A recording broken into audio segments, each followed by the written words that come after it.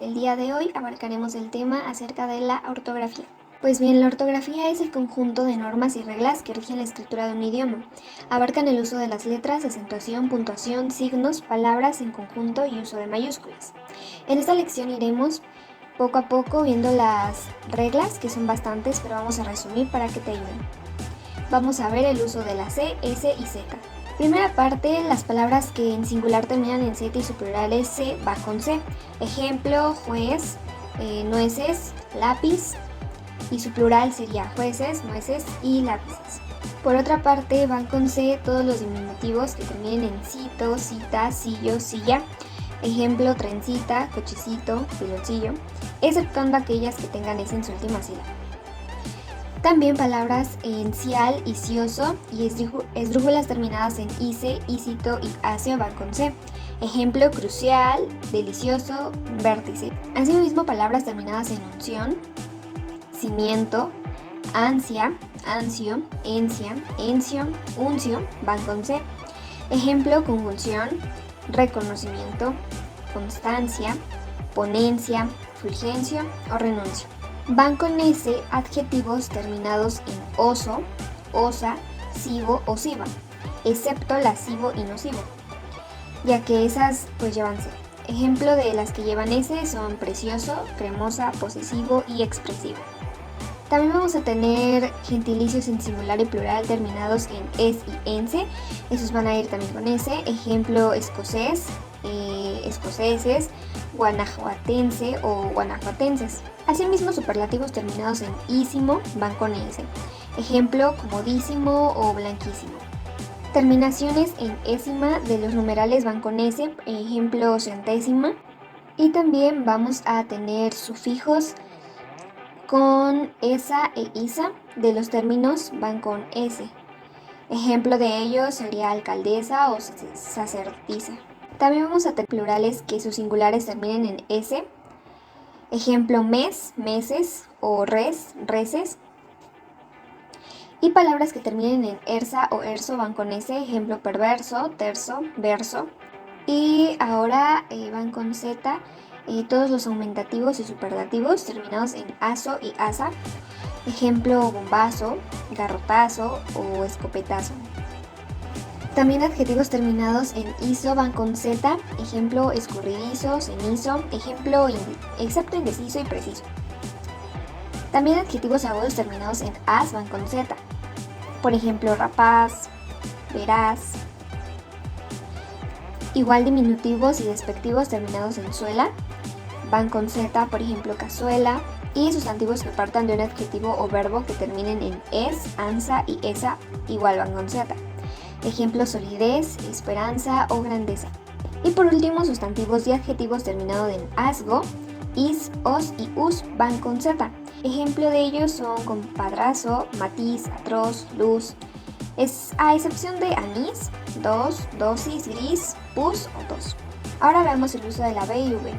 Van con B cuando al final de la palabra, ejemplo club, sub, siempre se usa B antes de una consonante excepto N. Por ejemplo, abstenerse.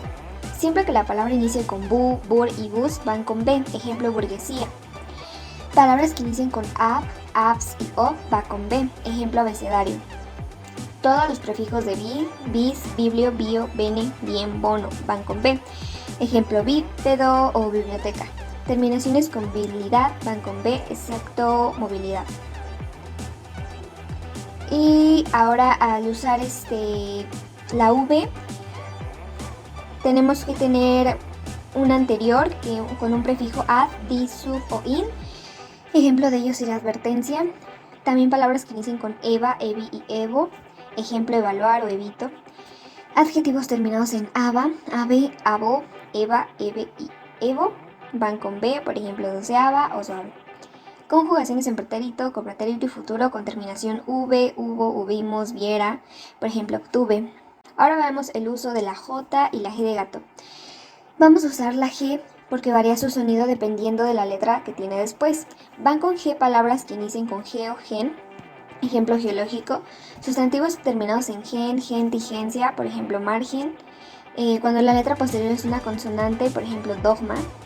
Terminaciones en gélico, genario, genio, génico, genio. gesimal, gético, giénico, ginal, gineo, ginoso. También palabras con terminación gio, gión, gional, gionario, gioso, por ejemplo legionario. Y palabras con terminación logía, geogía y cogia, por ejemplo criminología. Ahora vamos a utilizar la letra J en palabras que inicien con eje, ejemplo ejecutivo. También palabras que terminan en aje, eje y jería, por ejemplo brebaje o hereje. Verbos terminados en gear, por ejemplo ojear o barajear. Y todas las formas de los verbos terminados en jar va con J, por ejemplo bajan, bajaron. Y ahora pasando al uso de la doble L y la Y, vamos a estar utilizando la doble L en palabras terminadas en illo, illa, ejemplo palillo o rencilla. También palabras terminadas en aye, elle, ello y ella, excepto Pompeya y plebeyo. Verbos terminados en yar y yir también van con doble L, excepto rayar, explayar y subrayar. Después de fa, fo y fu también vamos a poner la doble L. Y conjugaciones del verbo que no tengan Y ni doble L. Para utilizar la Y van a ser todos aquellos verbos conjugados que no tengan estas letras, por ejemplo cayera, oye, no vaya. En la sílaba yec se usa la Y, por ejemplo inyección. También palabras que inicien con yer, por ejemplo yerno. Y después de los sonidos ad, des, dis y sub, por ejemplo adyacente. Y palabras que inicien con yu, por ejemplo yunque, y plurales de las palabras cuyo singular termina en Y, por ejemplo reyes. Veamos el uso de la H. Usamos H cuando la palabra inicia con hipo, hidro, ue, ui, ia, ie y or. Por ejemplo hipotálamo, huirán, hiato. Todos los tiempos y personas de haber, hacer, hablar, habitar y hallar. Palabras que inician en or y palabras que inician en erm y ern, por ejemplo ermita, ermitaño. Y palabras con los diptongos ua, ue y ui, por ejemplo deshuesar o guasa. Palabras que inician en isto, osp, ect y hélico. Y palabras que inician en ex. Veamos el uso de la R y doble R. Para empezar, la R tiene un sonido pesado y uno ligero. Y bueno, cuando ejerce el sonido pesado es cuando está al inicio de una palabra, al final o cuando está en medio, pero la letra anterior o siguiente es una consonante, por ejemplo ramo, regado o risa. Ejerce su sonido suave cuando está en medio de la palabra entre dos vocales, y para crear un sonido fuerte tiene que estar entre dos vocales y utilizar la doble R, por ejemplo arranque, correr, carrito, errores o arrumaco. Vayamos con la parte de la acentuación. Pues la acentuación nos sirve para señalar la sílaba tónica de una palabra, distinguir su énfasis fonético y poder distinguir palabras con las mismas grafías pero diferentes significados. La clave para identificar la acentuación es fácil cuando reconocemos las palabras agudas, graves y esdrújulas, las cuales se dividen de acuerdo a su sílaba tónica, es decir, la sílaba de mayor sonido. Empecemos con las agudas. Estas son palabras que su sílaba tónica es la última. Se acentúan todas las palabras agudas que terminan en n, s o vocal, también con otra terminación si contiene un hiato. Ejemplo de ellos son avión, café, nadar, maíz, estación, nación, según, dental, mejor, francés, Panamá o soufflé. Atrás, correr, baúl o amplitud. Por otra parte vamos a tener las palabras graves. Estas son palabras que su sílaba tónica es la penúltima y se acentúan todas aquellas que no terminen en n, s o vocal, aunque si tienen un hiato pueden acabar en estas letras.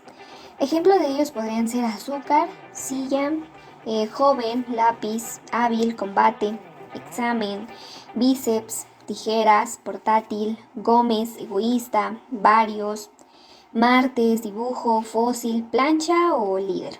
Por último, las palabras esdrújulas, las cuales van a ser cuando su sílaba tónica va a ser la antepenúltima, y sobre esdrújulas, palabras que su sílaba tónica está antes de la antepenúltima.